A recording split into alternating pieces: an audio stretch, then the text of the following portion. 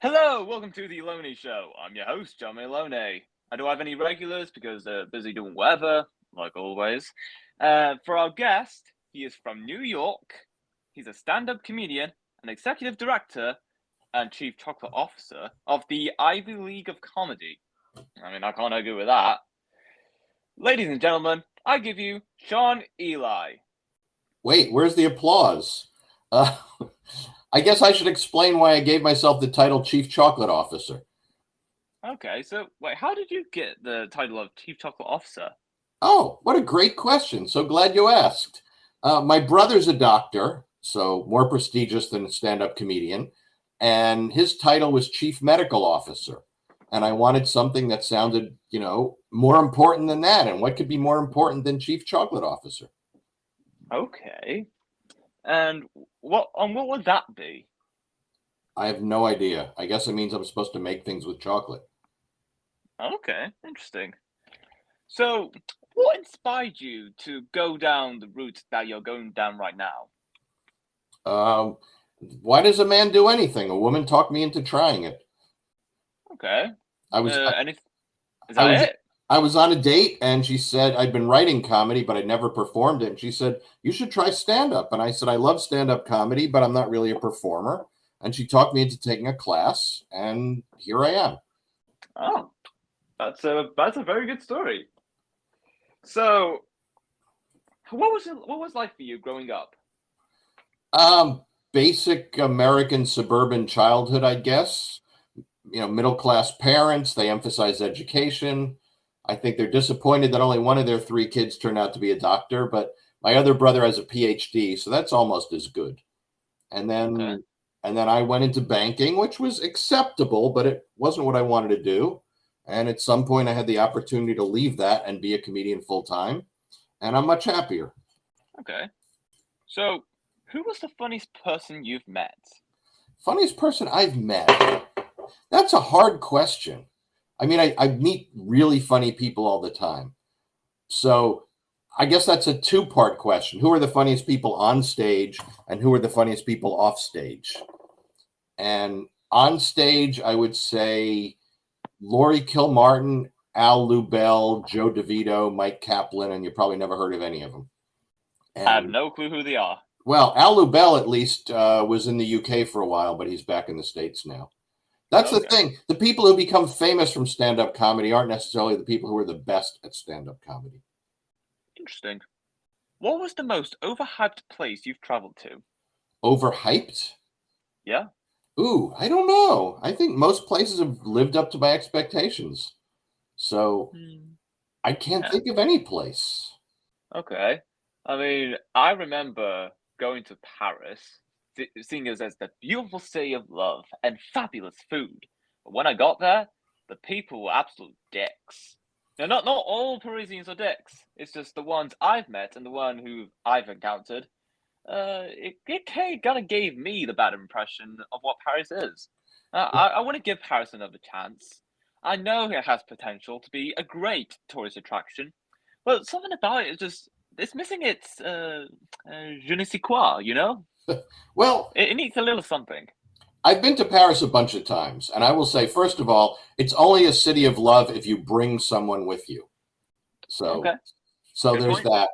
I speak some French, so I found that the French are nice to you if you speak some French, but you have the humble attitude that I know you're better than I am, but please humor me, as opposed to I'm a capitalist and I expect you to do things the way we do things back home.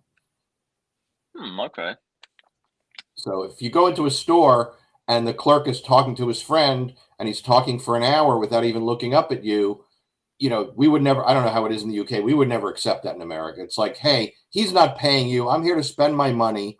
Stop talking to your friend and wait on me, is sort of the attitude we have. But in France, the attitude is we'll get to you when we get to you because we don't care if we make any money. Hmm. That is so true. So tell me about your position at the Ivy League of Comedy. It is all the positions because I'm the only one. I'm the only employee.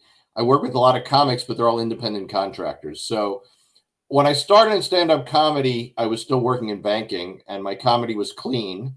And people would say to me, hey, we liked, people who knew me would come to an amateur night show, and they'd say, we enjoyed the show. We want to take other people, like business people, but we can't because everybody else in the show is dirty. Where are the clean shows? And there weren't any. And I said, aha, there's a demand for clean shows. So I put together a company to produce clean comedy shows. And in that company, I'm everything, including chief chocolate officer, but also the web designer, the bookkeeper, the marketing guy, and the MC of most of the shows. Ah, that's quite the resume. So, has anyone ever walked in on you in a bathroom setting? Anybody? I can't think of anybody. I'm sure it's happened, but nothing I can think of. Why, were you planning to? I mean, you're 3,000 miles away. It's going to be a long walk. No, no, no, no. I'm just asking. Just if you have had anyone walking on you in the bathroom. I probably have at some point in my life, but nothing memorable. Oh yeah. Okay. When I worked in banking, though, I had a boss who she had sort of a window to her office, but if she opened the closet door that was outside her office, the door would block the window. So what she would do is open the closet door, go back into her office, close her door, and then change, and nobody could see her except when Tony came along and said, gee, why is the closet door open? And he closed the closet door, and then everybody could see my boss changing her clothes. Oh, oh dear. That's quite unfortunate. Well, So, yeah. I was going to say she should have gone to the bathroom for that. Or gotten she could have gotten curtains. That would have been the easy thing to do. Yeah. Like, why would she even do that? My mind is, I'm losing brain cells when I'm hearing that. Why would she do what she done? Either too lazy to walk to a bathroom to change, or maybe she was an exhibitionist. I'm not really sure. Well, either way. Yep. If your mind was an island, what would it look like? If my mind were an island, it would look like Hawaii because there's a lot of surfers inside my head. Interesting. What is the most craziest, outrageous thing you want to achieve? Craziest, most outrageous thing? Well, I'd love to be, a Nobel Prize winning Olympic gold medalist, but I think both of those are sort of out of the range for me. Oh, yes. That would be a one in a quintillion, that's for sure. I could tell you the So, craziest thing that's ever happened to me in stand-up comedy. okay, well, what would that be? It was an odd thing. So when you're a new comic, you take every opportunity to get on stage because you just need to get better. And I read that there was an arts festival that was looking for entertainers, and I went down there and I applied, and the guy said yes. And clearly he didn't know anything about stand-up comedy because when I asked him how much time I was supposed to do on stage, he just thought for a second, said, how's 15 minutes? And that's not how you plan a comedy show. So I get to the arts festival, and it's crowded backstage because it's not just comedians, it's singers and dancers, and some of what they had was like a bunch of kids dancing, and so there's no room really backstage to watch what went on before me. It wasn't like you could hang out right behind the curtain. So when it was time for us to go on stage, they would just come get us and walk us to the stage.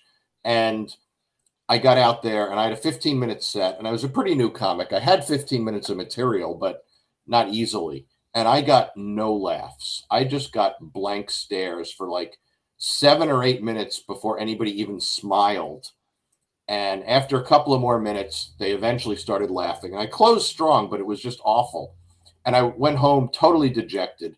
And this is the most amazing coincidence of my life because there's, close to 10 million people in New York City. The next day I was in a convenience store, or like a dollar store, and a guy walked up to me and he said, you were very funny last night. And by the way, there are only about 30 people in the audience. This guy walked up and said, you were very funny last night. And I'm like, you sure you got the right guy? I am a stand-up comedian, but I sucked last night. And he said, no, you were great. I'm like, how come nobody laughed? And he said, do you know what you followed? And I said, no, I couldn't see the act before me. He said, it was a woman who told a story about being forced into marriage at like age 12 and being beaten and sexually assaulted and abused by her husband on a daily basis until she finally escaped. He said, we were crying at that story, and we were still crying when you took the stage, but you cheered us up. That was really amazing. And I thought, wow, what are the chances I would just run into one of the 30 people who saw me in the same place and recognized me and came over to me? I thought that was a Yeah, pretty amazing coincidence. yeah, that is quite a coincidence. If you were told you had 6 months to live, how would you spend that? Finding a better doctor. Any Um, reason to find a better doctor? to tell me I have more than 6 months to live. I'd hope the first doctor made a mistake. But I think I would keep doing what I'm doing now. I would just, I think if I had 6 months to live, I would just put on free shows everywhere I could, just to entertain every single night. Okay, that's cool. Yeah, because What's the what else do I have to do? Oh, true, true. What's the best thing you've bought from Amazon? Best thing I bought from Amazon. I don't like Amazon. I think I do occasionally buy stuff there if it's, not too much. If I can buy from somewhere else that's not too much more expensive, I will do that because I don't like Amazon. But now I forgot the question. The most what that I bought from Amazon? Most interesting thing? What's the best thing you Best, ever bought from Amazon? best thing I've ever bought from Amazon. Maybe a video camera Okay, because I record my shows. nice. What was the strangest dream you've had? I don't usually remember my dreams. Geez, I had a weird dream last night and I'm trying to remember it now and I don't.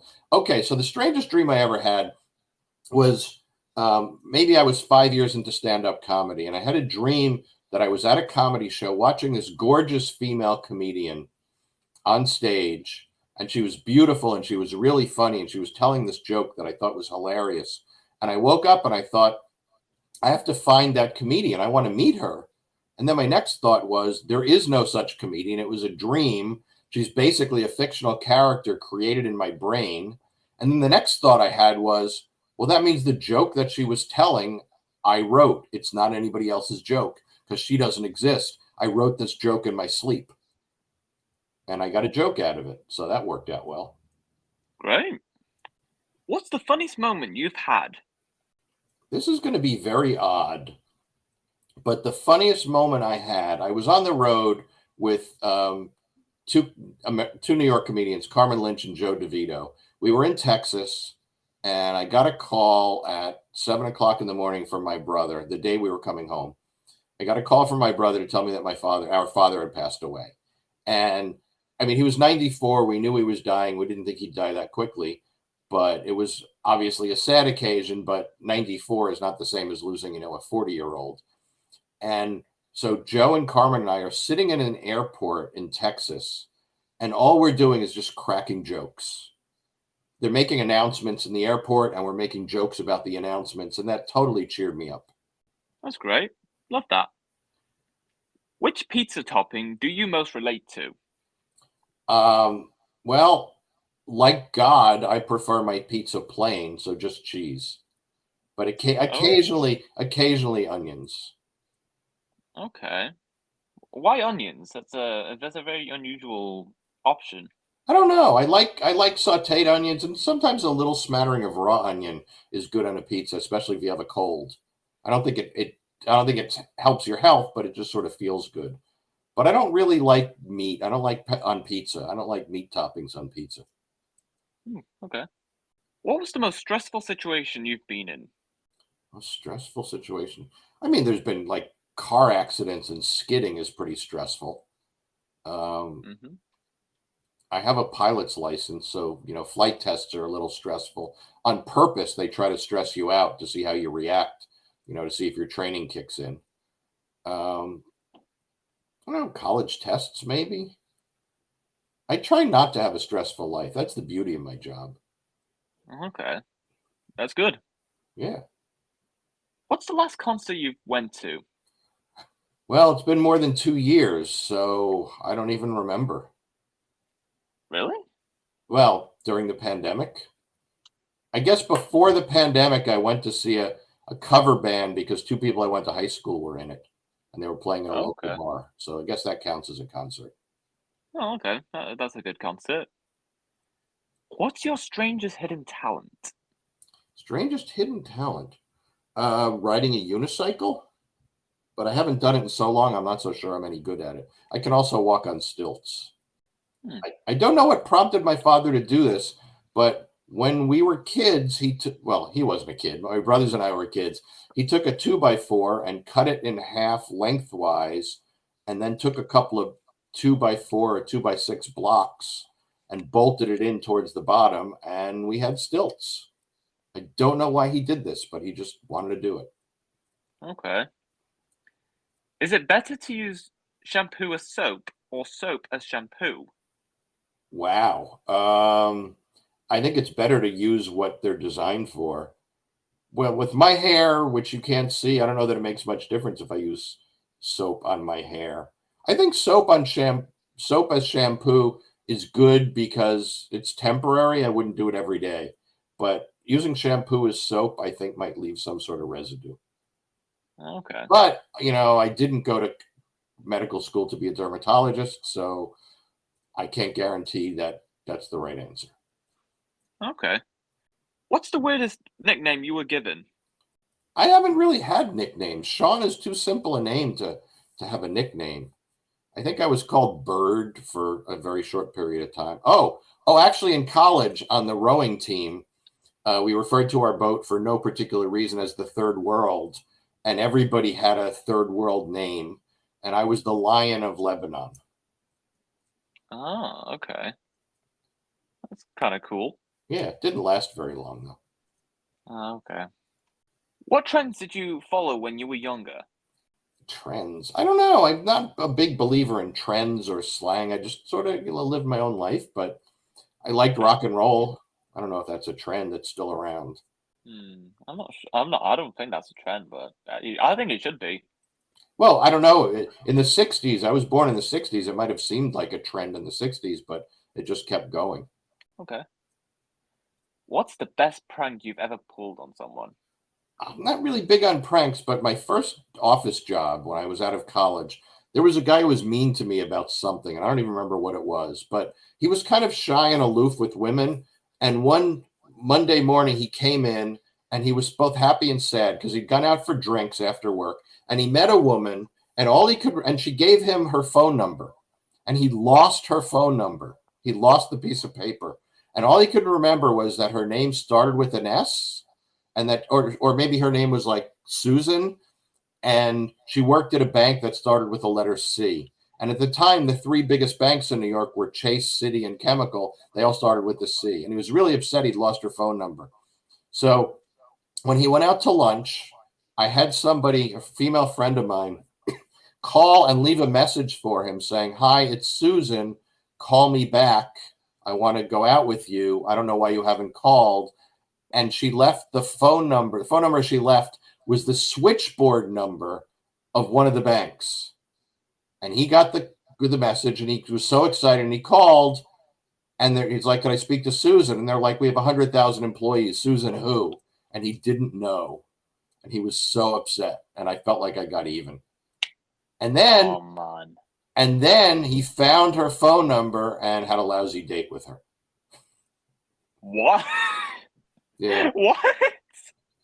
He Oh found my. he eventually found where he'd put the piece of paper with the phone number and called her, and they went out, and they did not get along.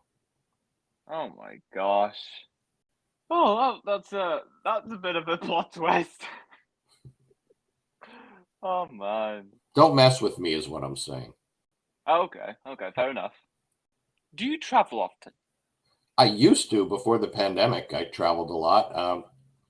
I mean, this past weekend I was in Virginia, which is about 300 miles from here, doing shows. But before the pandemic, I was actually right before the pandemic. I was in, excuse me, New Zealand, Australia, and Thailand, performing and just bumming around. Okay. And what did you do when you were there? I just walked around and sightsaw. I don't know what the verb is. One of the great things about my job is if there's someplace I want to visit, I try to book comedy shows there. and makes my trip a tax deduction. But I'm Okay. not big on museums. I just sort of like walk around, eat, go into stores, see buildings, talk to people. Yeah, that's a good experience. I like that. Yeah. What is the one thing you can't live without? Um, Champagne. Okay, interesting. And any reason why you can't live without champagne? Well, more like I don't have to live without champagne. I think that's the way to live life. Okay, that's kind of But cool. I would be disappointed if I didn't have pizza frequently. Okay, yeah, I'd be disappointed if I didn't have pizza too. What was the last thing you've texted? Last thing I've texted. Yep. Last thing I texted. I don't know. Let me have a look. Hold on. I don't remember, but I can find that out. Last thing I texted. I texted a friend of mine because she does a weekly Zoom party on Saturday nights that she started during the pandemic. And I gave her the dates when I can do comedy on her Zoom because I've been working on not just stand up comedy, but sort of comedy on a presentation about what it's like to be a comedian. So the show isn't just all stand up, it's, interesting stories as well. And so I gave her the Oh, date. I gave her the dates I'm available. okay, that's a very interesting concept. I like that. Yeah, a local service organization. They're called the Rotary. I don't know if you have the equivalent of them in England. Um, they have a meeting like a lunch once a month, and then they raise money for charities and stuff like that.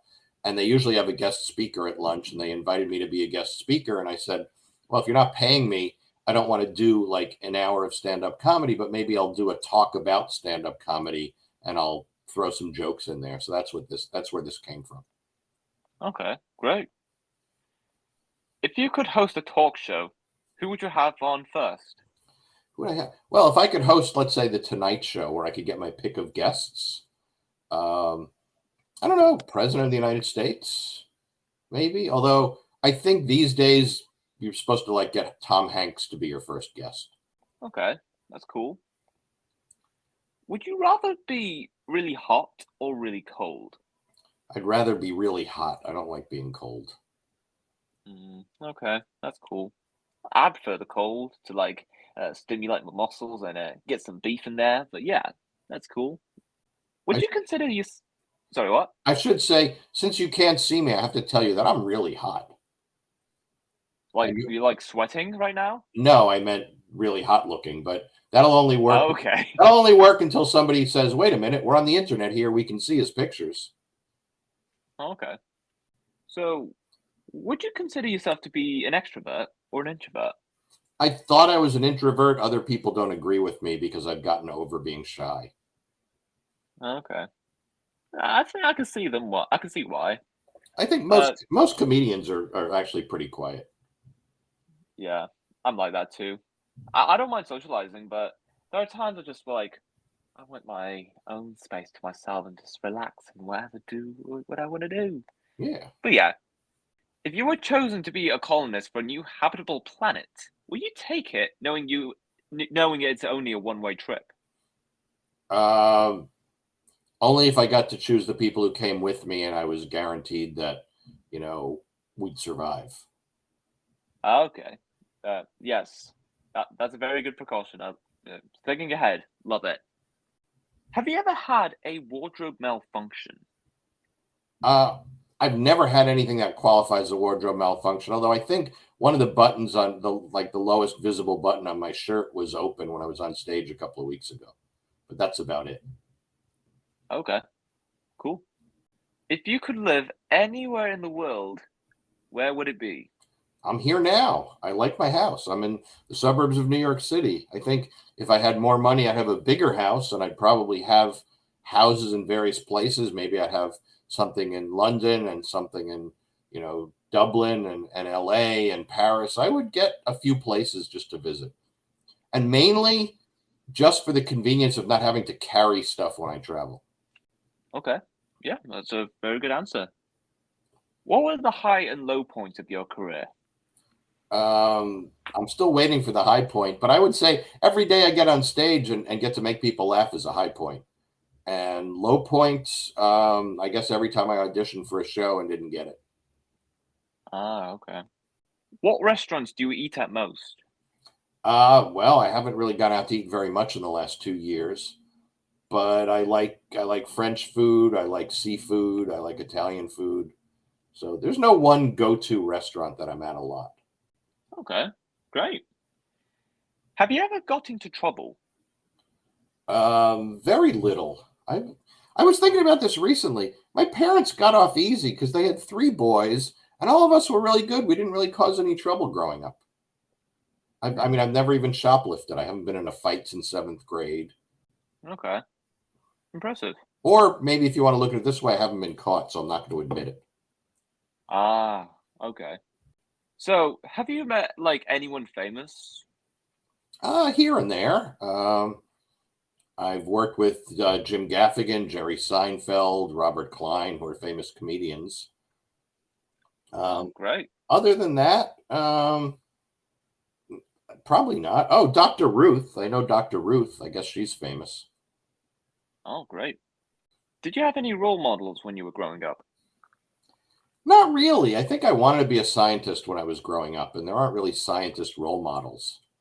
But I did so much science stuff as a kid that by the time I got to university, I was done. Okay. Now, did you met anyone who admitted they have sent any kind of mail to Bigfoot? I have never. How would you send a letter to Bigfoot? It's not like he's got I a PO box. yeah, I don't get it either, I but don't even know yeah. what state he's in. Like, what do you Bigfoot, Butte, Montana? I mean, where would you mail it?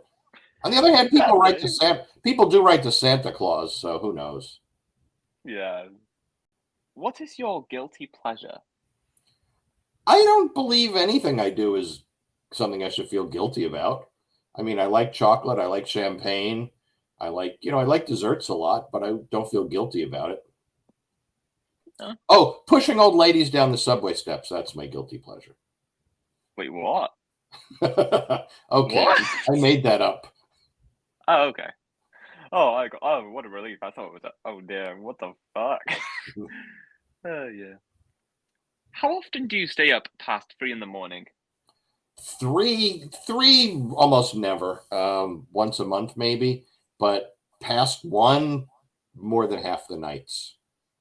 Okay. Because sometimes, if I have a show and I have to drive home after the show, and the show is 3 hours away and it ends at 10 o'clock at night, I don't want to be falling asleep on the road, and I have no reason to wake up early in the morning anymore. Hmm, okay, cool. What do you frequently disagree with most? I don't know, politics?